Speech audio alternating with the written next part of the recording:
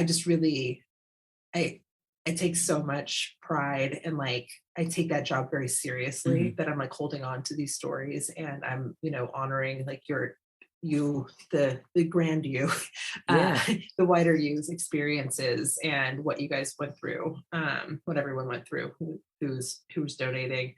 And it was just really wonderful to hear. And then like the thank you letters that came in afterwards, like, I finally had something to do with it. Like I didn't want to throw it away. I didn't want to donate it. It just was, or like even some of the things, there weren't a lot of things. I'm sure you remember there wasn't a lot of things that were worth a lot of money. There were a few rings and a few, pieces of jewelry, but nothing really substantial. And it was just too much sentimental value. And But I so I think felt that's what really makes honored. it a more personable experience is because you're not looking at like high-end items, you're not looking at like extravagant, expensive pieces of things that Yeah. are far out of the reach of most people. You're looking at everyday things, things that people have either had themselves encountered or, that are just real and relatable.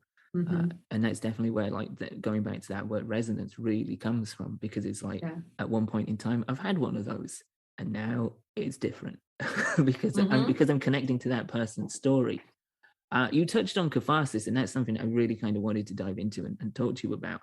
um, Obviously you've mentioned there that there was a sense of catharsis for people that were ready to let go of these items, and that was a lift for them.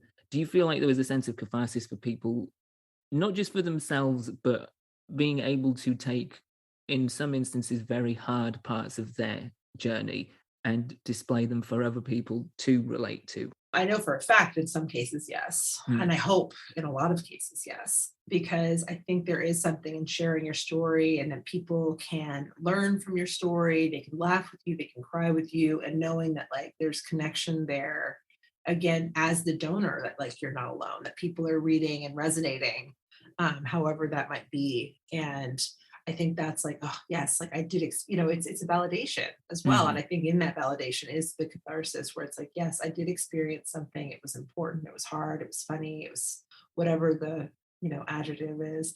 And being seen, you're being recognized and your Right. experience is being seen and recognized in like kind of a very different setting. It's not just chatting with friends at over dinner or, posting about it on social media. Like this is a very physical interaction. And there's something very like socially conditioned for humans that, when we go to a museum, there's a reverence, there's a sense of importance, there's a sense of education.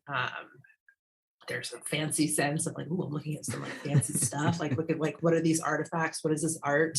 Yeah, And it puts as a viewer, it puts you in a different mindset to be engaging with these kinds of items in that setting because we are conditioned to have gone to museums on school trips or as in for fun or on dates or however we are, where we have to take it kind of seriously. And having been the person who's donating the object, all of a sudden you become the quote unquote artist or the mm, archaeologist. Like you're yeah, the one who's supplying the important object. And that, kind of elevates your experience a little bit and forces you to have a little bit of a different perspective, which can also be, healing.